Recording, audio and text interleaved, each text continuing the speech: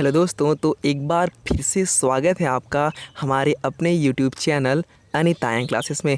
जैसे कि आप लोग की मांग थी कि बायोलॉजी के मोस्ट इंपॉर्टेंट क्वेश्चन रखे जाएं, जो कि कई बार रिपीटेड हैं। यहाँ तक कि ये केवल टीडीपीसी कॉलेज के लिए नहीं, ये इलाहाबाद यूनिवर्सिटी के लिए मतलब कई जगह से ही मतलब कि हालांकि जितने रिपीट क्वेश्चन मैंने कराए थे, फिर मैं और जितनी संभावना है कि हाँ एंट्रेंस में पूछे जा सकते हैं, तो उन सब क्वेश्चन की मैंने लिस्ट बनाई और फिर मैं आपके सामने उसको एक PDF के फॉर्म में रख रहा हूँ। तो आप देखिए, क्वेश्चन नंबर फर्स्ट है आपका कि शरीर की सबसे बड़ी ग्रंथि कौन सी है? लार ग्रंथि, थायराइड या यकृत या अमाशय?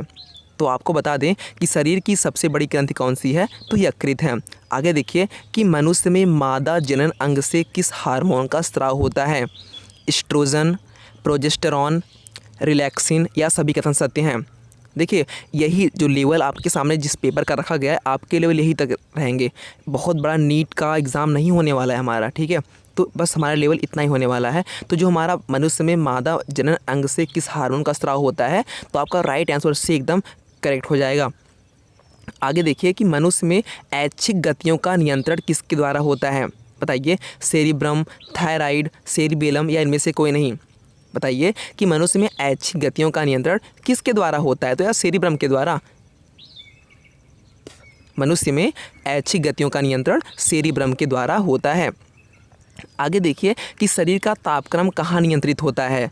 स्पाइनल कार्ड, सेरिबेलम, हाइपोथैलेमस या पिट्यूटरी? तो आपको बता दें कि शरीर का तापक्रम हाइपोथैलेमस में नियंत्रित होता है। आगे देखिए, आपका क्वेश्चन नंबर 5 क्या कहता है कि अमीबा में भोजन का अंतर्ग्रहण किसके द्वारा होता है? अमीबा में भोजन का अंतर्ग्रहण किसके द्वारा होता है? कूटपाद, कोशिका मुंह, सीलिया या गुदाद्वार? तो आपको बता दें कि अमीबा में भोजन का अंतर्ग्रहण कूटपाद के द्वारा ही होता है। जी हाँ। आगे देखिए कि क्वेश्चन नंबर 6 है अपना कि निम्न में से कौन सा एंजाइम लार में पाया जाता है? पेप्सिन, ट्रिप्सिन, टाइलिन या कैइमोट्रिप्सिन? जी हाँ, निम्न में से ऐसा कौन सा एंजाइम है जो लार में पाया जाता है? तो आपको बता दें कि टाइलिन एक ऐसा एंजाइम है जो लार में पाया जाता है। आगे देखिए कि वह प्रक्रिया जिसके द्वारा मनुष्य श्वास ग्रहण करता है तथा छोड़ता है, वह है श्वसन, श्वासोच्छ्वास, प्रश्वास या निश्वसन? तो आपको बता दिया जाए कि जो श्वासोच्छ्वास एक ऐसी प्रक्रिया है जिसके द्वारा मनुष्य श्वास ग्रहण करता है तथा छोड़ता है। आगे देखिए, क्वेश्चन नंबर 8 है कि ऊर्जा उत्पादन के लिए कोशिका प्रायः किसका प्रयोग करती है? अमीनो अम्ल, ग्लूकोज, वसा अम्ल या सुक्रोज? तो ऊर्जा उत्पादन के लिए कोशिका प्रायः ग्लूकोज का ही उपयोग करती है। देखिए, आपके सामने जो क्वेश्चन रखे हैं हालांकि ईजी हैं, बट आपका लेवल यही रहने वाला है, ठीक है। आपका लेवल यही रहने वाला है। आगे देखिए कि किस अभिक्रिया द्वारा पौधे में ऑक्सीजन बाहरी वातावरण से कोशिकाओं में पहुंचता है? किण्वन, विसरण, दहन या प्रकाश संश्लेषण? बताइए कि किस अभिक्रिया द्वारा पौधे में ऑक्सीजन बाहरी वातावरण से कोशिकाओं में पहुंचता है? किण्वन, विसरण या दहन या प्रकाश संश्लेषण? तो यार विसरण एक ऐसी अभिक्रिया है जिसके द्वारा पौधे में ऑक्सीजन बाहरी वातावरण से कोशिकाओं में पहुंचता है। आगे चलते हैं, क्वेश्चन नंबर 10 क्या कहता है कि श्वसन की अभिक्रिया में खाद्य पदार्थों की परिणति क्या होती है?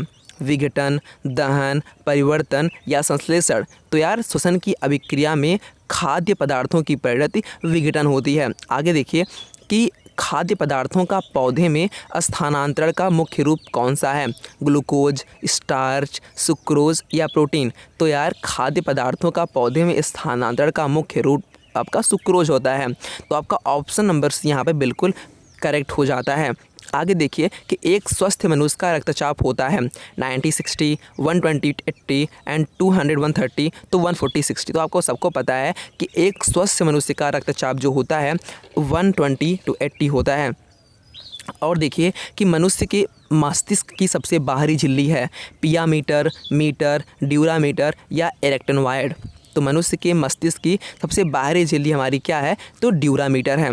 आगे देखिए कि मनुष्य के सूंघने की क्षमता को नियंत्रित करता है ऑप्टिक पाली, घ्राणेंद्रिय पाली, सेरिब्रम, इनमें से कोई नहीं? तो मनुष्य के सूंघने की क्षमता को आपका घ्राणेंद्रिय पाली नियंत्रित करता है। आगे देखिए कि मनुष्य में वृद्धि एवं चतुराई का केंद्र है सेरिबेलम, हाइपोथैलेमस, सेरिब्रम या स्पाइनल कार्ड? तो आपको बता दिया जाए कि मनुष्य में वृद्धि एवं चतुराई का केंद्र है सेरिब्रम। ठीक है, चलते हैं नेक्स्ट पेज की ओर।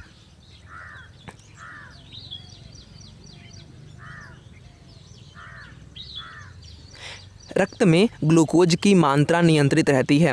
रक्त में ग्लूकोज की मात्रा नियंत्रित रहता है सोमैटोस्टैनिन के कारण, ग्लूकागन के कारण, गैस्ट्रिन के कारण या इंसुलिन के कारण।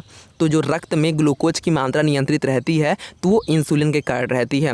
आगे देखिए कि ऑक्सीजन क्या है, वसा है, कार्बोहाइड्रेट है, एंजाइम है या हार्मोन है। तो बताइए, तो ऑक्सीजन अपना क्या है, एक एंजाइम है, ठीक है, ये प्रेरक का काम करता है।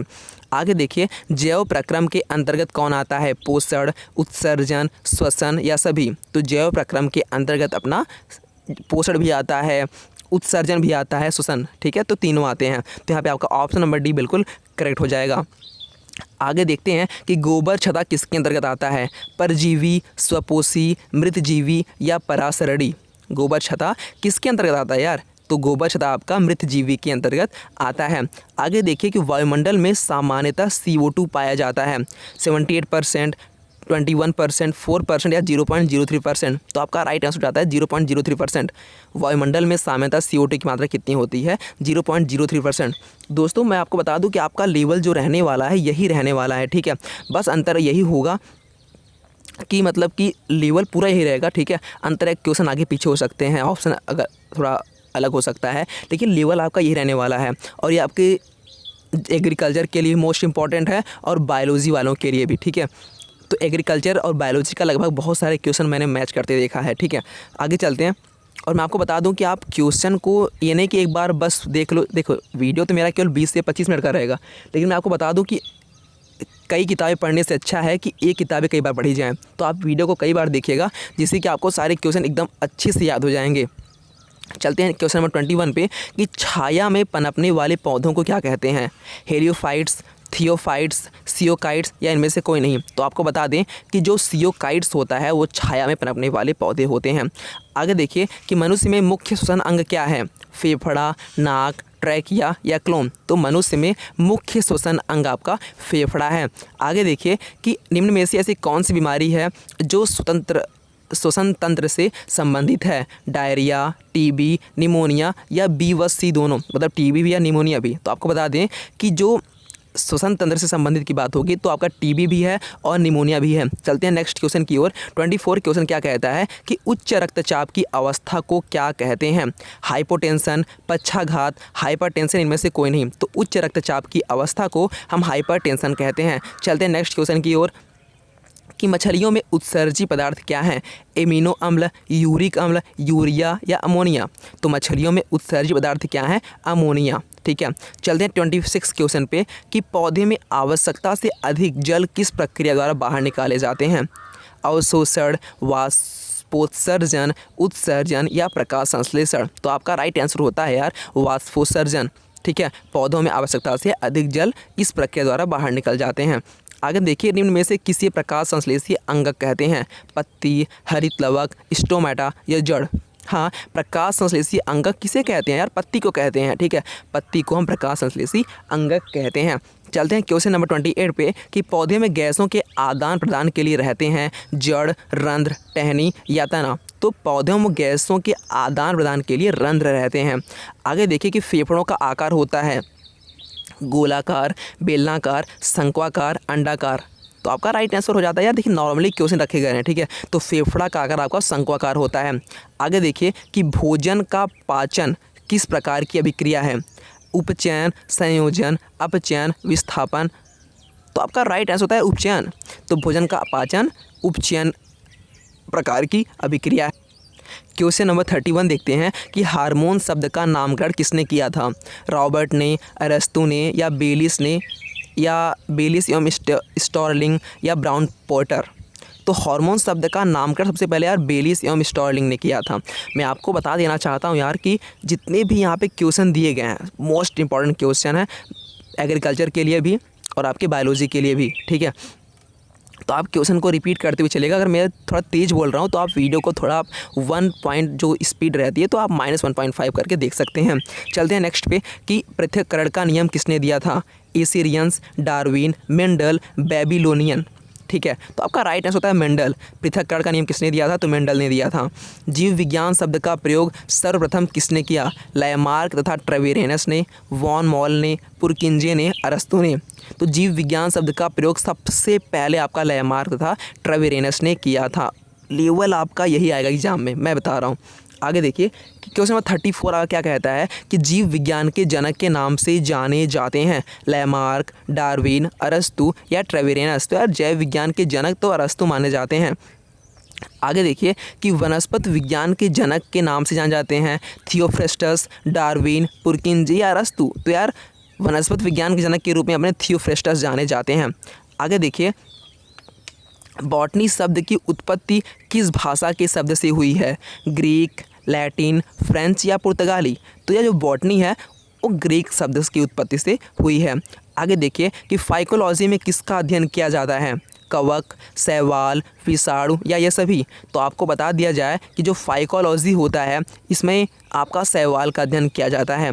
चलते हैं आगे कि पर्यावरण का अध्ययन जीव विज्ञान की किस शाखा के अंतर्गत किया जाता है? वर्गीक, आनुवांशिकी, कार्यिकी, पारिस्थितिकी।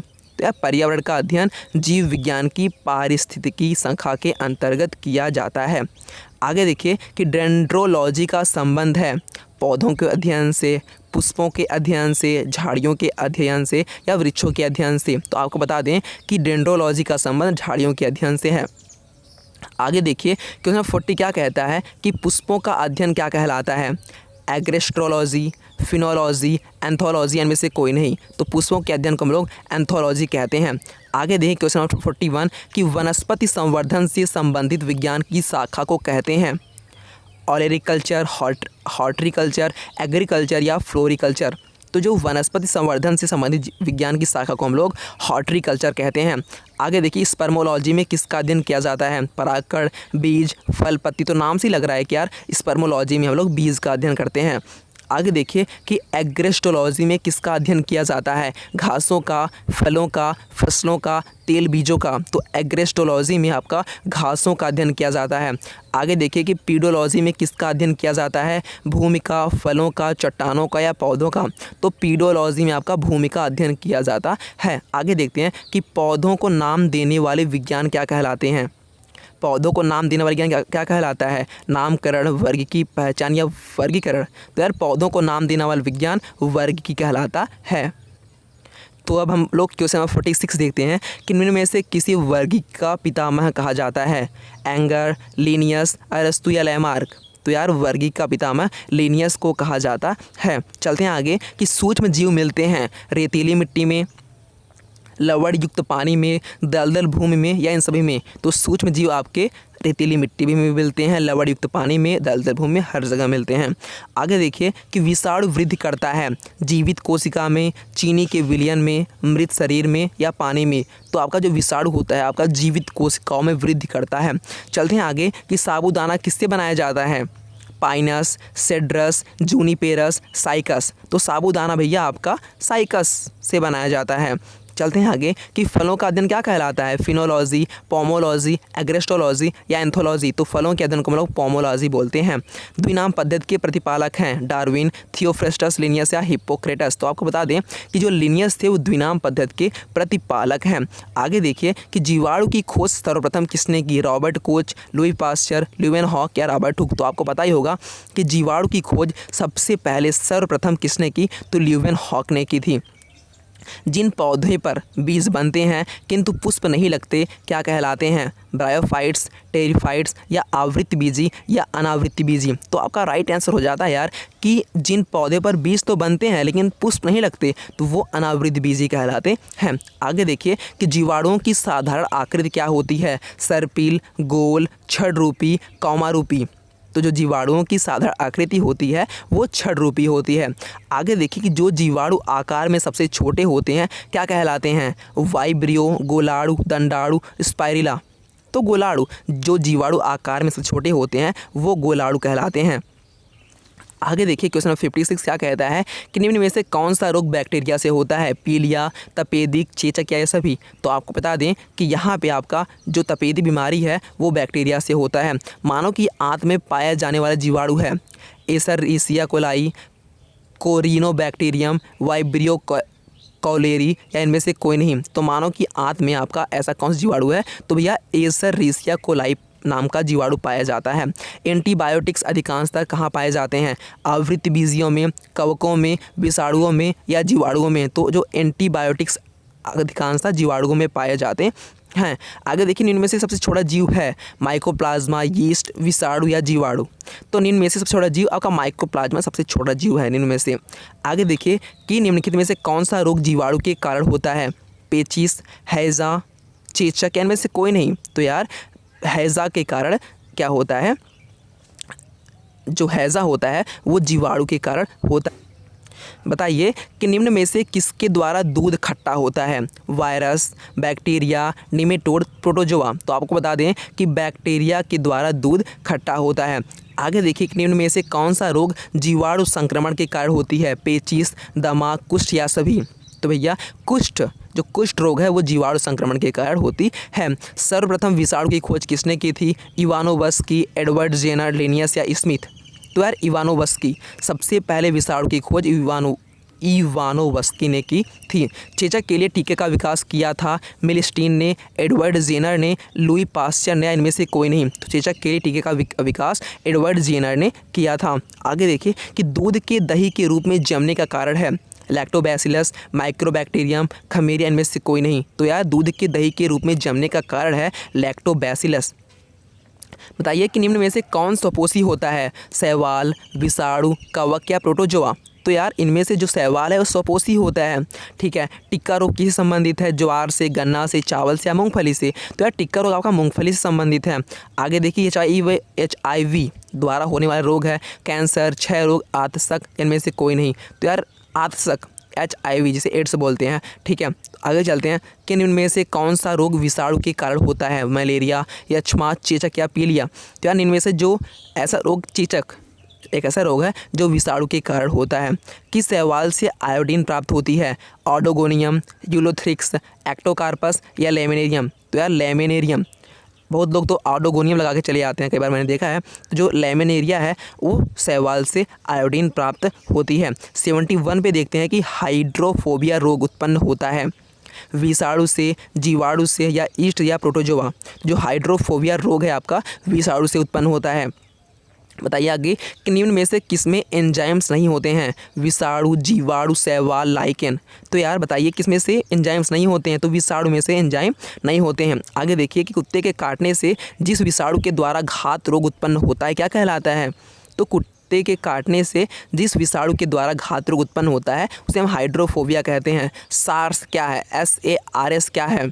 संचार प्रणाली है, विषाणु जनित रोग है या कवक जनित रोग है, इनमें से कोई नहीं। तो यह जो सार्स है आपका एक विषाणु जनित रोग है। चलते हैं आगे कि खसरा निम्नलिखित संक्रमण के कारण होता है? जीवाणु, माइकोप्लाज्मा, विषाणु या शैवाल। तो जो खसरा है आपका वो विषाणु से के संक्रमण के कारण होता है। ठीक है। आगे देखिए दोस्तों कि आलू में मोज़ेक रोग का क्या कारक है, या फिर आलू में मोज़ेक रोग का कारक तत्व है फफूंदी, लाइकेन, जीवाणु या विषाणु। तो आलू में मोज़ेक रोग का कारक आपका विषाणु है। आगे देखिए जंतुओं में होने वाली फूट एंड माउथ रोग किसके कारण उत्पन्न होती हैं? विषाणु, प्रोटोजोआ, जीवाणु या ये सभी। तो जो जंतुओं में होने वाली फूट एंड माउथ रोग होता है ये विषाणुओं के कारण होता है। आगे देखिए कि शैवालों की कोशिका भित्ति किसकी बनी होती है? क्यूटीन, काइटिन, सुबेरिन या सेल्यूलोज। तो शैवालों की जो कोशिका भित्ति होती है वो सेल्यूलोज की बनी होती है।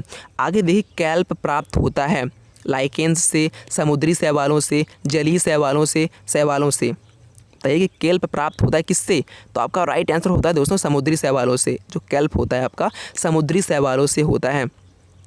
आगे देखिए कि लाल सागर का लाल रंग किसकी उपस्थिति के कारण होता है? मांस, लाइकेन, शैवाल या जीवाणु। तो आपका शैवाल, लाल सागर का लाल रंग शैवाल की उपस्थिति के कारण लाल दिखाई देता है। आगे देखिए अगर किससे प्राप्त होता है? शैवाल से, जीवाणु से, मांस या कवक से। जो अगर है ये किसी चीज़ का नाम है, वो शैवाल से प्राप्त होता है। आगे देखिए कि वनस्पति विज्ञान की वह शाखा जिसके अंतर्गत कवकों का अध्ययन किया जाता है क्या कहलाती है? एग्रोस्टोलॉजी, माइकोलॉजी, फिनोलॉजी या पोमोलॉजी। तो आपको बता दें कि जो वनस्पति विज्ञान की एक ऐसी शाखा जिसके अंदर कवकों का अध्ययन किया जाता है उसे हम लोग माइकोलॉजी बोलते हैं। कवकों की कोशिका भित्ति किसकी बनी होती है? काइटिन व हेमीसेल्यूलोज की, या लिपिड्स की, या प्रोटीन की, या सेल्यूलोज की? तो जो कवकों की कोशिका भित्ति होती है वो काइटिन व हेमीसेल्यूलोज की बनी होती है। सभी कवक सदैव होते हैं मृतोपजीवी, परजीवी, विविध पोषी या स्वपोषी। जो सब जितने भी कवक होते हैं सभी हमेशा विविध पोषी होते हैं। वृक्षों की छालों पर उगने वाले कवक क्या कहलाते हैं? जूफिलस, कॉर्टिकोलस, कॉप्रोफिकल या साक्सिकोलस। तो आपको बता दें कि वृक्षों की छालों पर उगने वाले कवक कॉर्टिकोलस कहलाते हैं। क्वेश्चन 87 देखिए, निम्न में से किसमें क्लोरोफिल नहीं होता? कवक, शैवाल, ब्रायोफाइट्स या टेरिडोफाइट्स? तो जो आपका कवक है, कवक में क्लोरोफिल नहीं होता। आगे देखिए क्वेश्चन 28 आपकी स्क्रीन पे कि खाली चट्टानों पर उगने वाले लाइकेन को क्या कहा जाता है? परमेलिया, सेक्सटिलिस, सेक्सिकोल्स या इनमें से कोई नहीं? तो आपका जो खाली चट्टान होते हैं उस पर जो लाइकेन उगते हैं उसे हम लोग सेक्सिकोल्स कहते हैं। आगे देखिए कि जापान में लोग किस लाइकेन को सब्जी के रूप में खाते हैं? रॉसेल, इंडोकार्पन, परमेलिया या सभी? तो भैया जो इंडोकार्पन एक ऐसा लाइकेन है जिसको जापान में सब्जी के रूप में खाया जाता है। मिर्गी की औषधि किस लाइकेन से प्राप्त होती है? तो जो मिर्गी होती है रॉसेल या लेकोनेरा या इंडोकार्पन या परमेलिया? तो जो परमेलिया एक ऐसी औषधि है जो लाइकेन से प्राप्त होती है जिसका यूज़ किस में होता है? मिर्गी के रूप में होता है, मिर्गी के इलाज के रूप में होता है। क्वेश्चन नंबर 91 देखते हैं कि बीजों की प्रकृति किस में उत्पन्न हुई? कवक, शैवाल, टेरिडोफाइट्स, ब्रायोफाइट्स? तो जो बीजों की प्रकृति है वो आपका टेरिडोफाइट्स में उत्पन्न हुई। आगे देखिए क्वेश्चन नंबर 92 है कि एजोला क्या है? एक जलीय फर्न है या कवक है या शैवाल या लाइकेन? तो जो आपका एजोला होता है आपका जलीय फर्न होता है। आगे देखिए कि निम्न में से किसे जैव उर्वरक के रूप में प्रयोग किया जाता है? यूरिया, एजोला, खोई या क्लॉस्ट्रिडियम? तो आपको बता दें कि जो एजोला होता है वो जैव उर्वरक के रूप में प्रयोग किया जाता है। सबसे अधिक क्रोमोसोम किस में पाए जाते हैं? टेरिडोफाइट्स में, ब्रायोफाइट्स में, मनुष्य में या हाथियों में? तो सबसे अधिक क्रोमोसोम जो होता है वो सबसे अधिक टेरिडोफाइट्स में पाए जाते हैं। आगे देखिए कि किस वर्ग के पौधों में बीज बनते हैं परंतु बीज नग्न रूप में पौधों पर लगे रहते हैं? जिम्नोस्पर्म, एंजियोस्पर्म, टेरिडोफाइट्स या ब्रायोफाइट्स? तो जिम्नोस्पर्म। ठीक है। 96 क्वेश्चन देखते हैं कि सिल्वीकल्चर वनस्पति विज्ञान की वह शाखा है जिसमें वर्णन होता है वन के विकास का, सिलिसिफाइड पादपों का, कवकों के संवर्धन का, शैवालों के संवर्धन का। तो जो सिल्वीकल्चर वनस्पति विज्ञान की शाखा है जिसके अंतर्गत हम लोग शैवालों के संवर्धन का अध्ययन करते हैं। आगे देखिए जो प्रोटीन होता है, प्रोटीन जो कोशिका के भीतर उपयोग की जाती है किसके द्वारा संश्लेषित होती है? अंतःप्रद्रवी जालिका द्वारा, गोलिकाएं द्वारा, मुक्त राइबोसोम्स द्वारा, बंधित राइबोसोम्स द्वारा? तो आपका राइट आंसर होता है मुक्त राइबोसोम्स द्वारा। ठीक है। आगे देखिए 98 क्वेश्चन है कि निम्न में बैक्टीरिया से फैलने वाला रोग है? चेचक, तपेदिक, मप्स या पीलिया?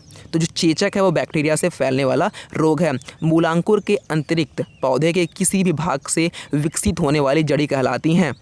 अवस्तंभ मूल, तंतुमय मूल, अपस्थानिक मूल या इनमें से कोई नहीं? तो आपका राइट आंसर हो जाता है दोस्तों अपस्थानिक मूल। आगे देखिए कि मूलांकुर से विकसित होने वाली जड़ें कहलाती हैं? मूसला जड़ें, श्वसन मूल, तंतुमय मूल या अपस्थानिक मूल? तो जो मूलांकुर से विकसित होने वाली जड़ें हैं वो मूसला जड़ें कहलाती है। आगे देखिए कि श्वसन मूल कितनी हैं श्वसन मूल मिलती हैं जूसिया में, मक्का में, पान में या इनमें से कोई नहीं? तो जो श्वसन मूल होता है आपका जूसिया में मिलती हैं। आगे देखिए कि निम्न में से कौन सा एक जड़ नहीं है? शकरकंद, मूली, आलू, गाजर? तो भैया जो आलू है आपका वो जड़ नहीं है। अवस्तंभ मूल पाई जाती है गन्ने में, चने में, चावल में या मूंगफली में? तो जो अवस्तंभ मूल होता है वो गन्ने में पाया जाता है। आगे देखिए कि जड़ें विकसित होती हैं तने से, पत्ती से, प्रांकुर से या मूलांकुर से? तो जड़ें होती हैं वो मूलांकुर से उत्पन्न होती है। गाजर है एक पुष्प, तना, जड़ या इनमें से कोई नहीं? तो जो गाजर होता है वो आपका जड़ होता है। जी हाँ। नेक्स्ट क्वेश्चन देखिए कि बरगद के पेड़ के तने से लटकने वाली मोटी जड़ें कहलाती हैं? वायवीय मूल, आरोही मूल, स्तंभ मूल, वलयाकार मूल? तो जो बरगद के पेड़ के तने से लटकाने वाली जो मोटी जड़ें होती हैं वो आपकी स्तंभ मूल कहलाती हैं। आगे देखिए कि पेड़ में निम्नलिखित में से कौन सा हमेशा रहता है? पत्ती, जड़, कलिका या टहनियाँ? तो भैया जो जड़ होता है वो हमेशा रहता है। कॉमन सेंस वाली क्वेश्चन है ये। आलू का कौन सा भाग खाया जाता है? जड़, फल, तना या कलिका? तो भैया तना। आलू जो पैदा होता है वो तना है, जड़ नहीं है। नागफनी में प्रकाश संश्लेषी कार्य होता है? पर्णकाय स्तंभ द्वारा, सलकंद द्वारा, धनकंद द्वारा, इनमें से कोई नहीं। तो नागफनी में प्रकाश संश्लेषी कार्य पर्णकाय स्तंभ द्वारा होता है। आगे बताइए कि निम्न में से कौन सा एक तना है, गाजर, मूली, आलू या सभी। तो भैया आलू जो है आपका एक तना है, ठीक है। आगे देखते हैं कि आलू भूमिगत रूपांतरित तना होता है जिसे कहा जाता है सलकंद, शकरकंद, धनकंद या केवल कंद। तो जो आलू भूमिगत रूपांतरित तना है उसे हम लोग कंद कहते हैं। हल्दी के पौधे, आगे क्वेश्चन देखिए, हल्दी के पौधे का चलिए आगे देखिए कि अदरक क्या है, राइजोम, बल्ब, जड़, इनमें से कोई नहीं। तो जो आपका अदरक होता है वो आपका राइजोम होता है। प्याज किसका परिवर्तित रूप है, जड़, पुष्प, तना या फल। तो जो प्याज होता है भैया आपका तना है, तना का एक परिवर्तित रूप है। वे पौधे जिनमें कभी पुष्प नहीं बनते क्या कहलाते हैं, क्रिप्टोगेम्स, एंजियोस्पर्म, जिम्नोस्पर्म या इनमें से कोई नहीं। तो वे पौधे जो कभी पुष्प नहीं बनते हैं वो आपका क्रिप्टोगेम्स कहलाते हैं। आगे देखिए संसार का सबसे बड़ा पुष्प किसके द्वारा उत्पन्न होता है, लॉरेंथस द्वारा, रेफ्रिसिया द्वारा, ड्रोसरा द्वारा, इनमें से कोई नहीं। तो रेफ्रिसिया द्वारा। संसार का सबसे बड़ा पुष्प रेफ्रिसिया द्वारा उत्पन्न होता है। संसार का सबसे छोटा पुष्प कौन सा है, वुल्फिया, कमल, गुलाब, रेफ्रिसिया। तो संसार का सबसे छोटा पुष्प आपका भैया वुल्फिया है। आगे देखिए जीवन चक्र की दृष्टि से पौधे का सबसे महत्वपूर्ण अंग कौन सा है, तना, जड़ या पुष्प या पत्ती। तो पुष्प। जीवन चक्र की दृष्टि से पौधे का सबसे महत्वपूर्ण अंग आपका पुष्प है। आगे देखिए कौन एक जीवित जीवाश्म कहलाता है, जिंकगो, साइक्स, पाइनस या इनमें से कोई नहीं। तो भैया जीवित जीवाश्म आपका जिंकगो कहलाता है। दमा एवं खांसी के रोगों में काम आने वाली औषधि इफेड्रिन किससे प्राप्त की जाती है, पाइनस, जूनिपेरस, साइकस या इफेड्रा। तो आपका राइट आंसर हो जाता है दोस्तों इफेड्रा। तो आपको बता दें कि अब 120 क्वेश्चन अपने कंप्लीट हो चुके हैं, ठीक है। इतना आप लोग बार 2 से 3 बार रिपीट करिएगा, फिर और जितने भी क्वेश्चन आप हमें कमेंट बताइएगा। और आप बताइएगा कि जो आप इस क्वेश्चन को स्टार्टिंग से लास्ट तक देख रहे थे तो आपने लगभग कितने क्वेश्चन सही किए, और आप कमेंट बताइएगा। और फिर मिलते हैं नेक्स्ट वीडियो में। और आपको जो भी इंपॉर्टेंट क्वेश्चन चाहिए, ठीक है, तो आप हमें कमेंट बता सकते हैं। तब तक के लिए यार जय हिंद, जय भारत।